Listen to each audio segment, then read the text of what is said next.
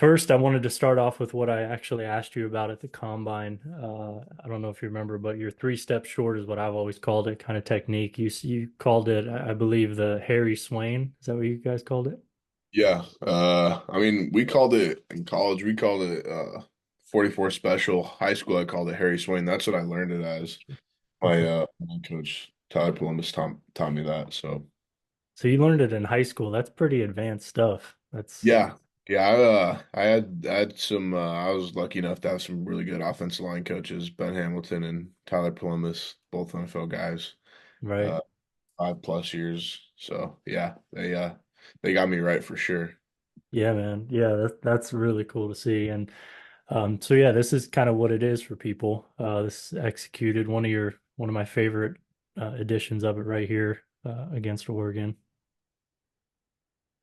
So I'm curious, is this something that you had, the ability to execute when you wanted, or was it baked into certain concepts that you did it as, or certain alignments, or how did that work? Yeah, for me, it was definitely more of a switch up kind of thing. Yeah. If I've been setting vertical on a guy or been giving a guy certain pass sets all game that he hadn't seen. This guy was a younger guy on their D line, so I knew he probably wasn't going to find it right away and find a way to counter it. But I thought this is probably my best set I had in my arsenal, one of them. Mm. But yeah, I really enjoyed this. It's also a fun set to do. So Yeah. Yeah, it's fun to catch too, because when I first turned on the film of you guys, I didn't watch you last year or anything, so I was going into it kind of blind this year. And then when I saw this pop up, I was like, oh man, this is going to be fun because you just typically don't see it. yeah, So yeah, it was really cool to see.